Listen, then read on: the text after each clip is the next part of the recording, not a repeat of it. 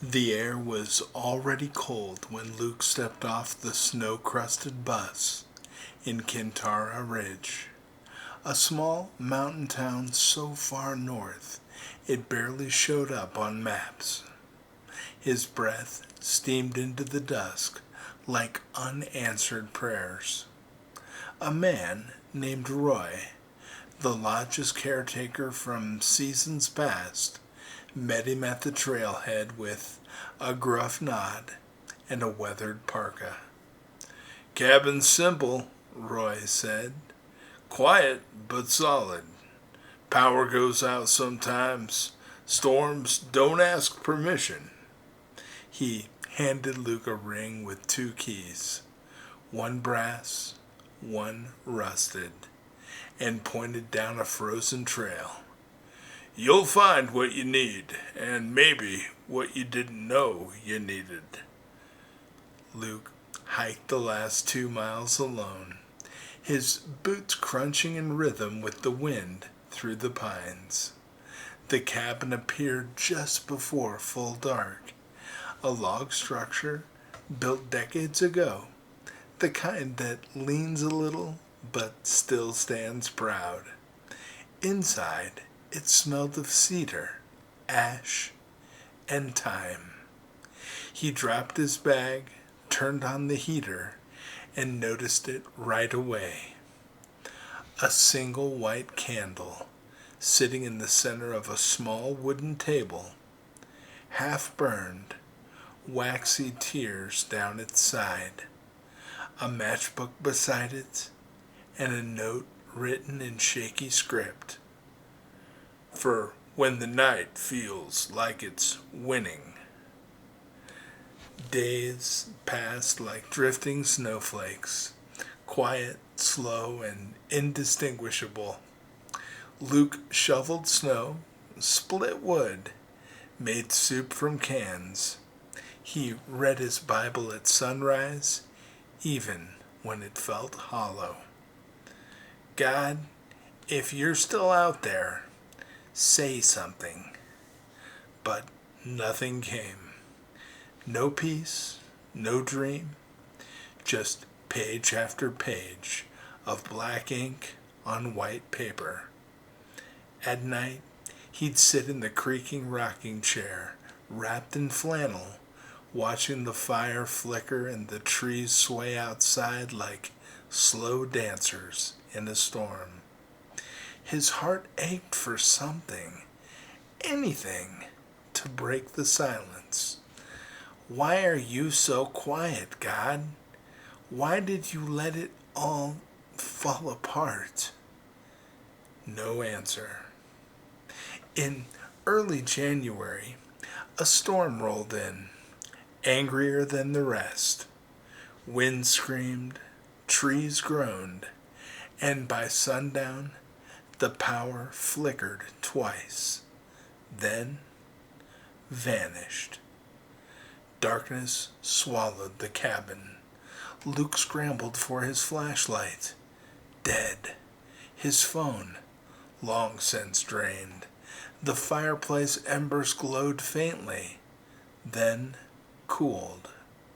And with the cold came a deeper cold, the kind that doesn't just reach the skin, but sinks into the soul.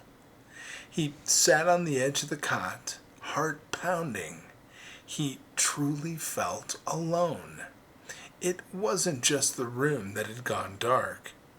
It was his belief, his hope, his faith. "God," he whispered, "have you really left me too?" Then he remembered. The candle. With shaking hands, Luke reached across the room, grabbed the matchbook, and struck a flame. It hissed, then caught. That little candle bloomed to life. Golden light danced along the cabin walls, casting long shadows that wavered like spirits released from grief. It was quiet. No thunder, no angel chorus, no booming voice, but in that light, in that fragile, flickering flame, Luke felt something. A warmth, a presence, a whisper in his spirit that spoke louder than words. I was always here. You just stopped looking in the silence.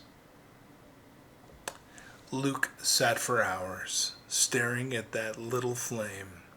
He remembered scripture he had read but never felt until now.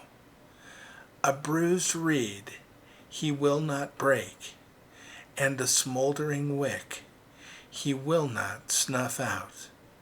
Isaiah 42, verse 3. The candle wasn't a decoration. It was a reminder that sometimes God doesn't show up in the earthquake or the fire, but in the gentle whisper that steadies the soul. When morning came, light poured in through the frost-lined window.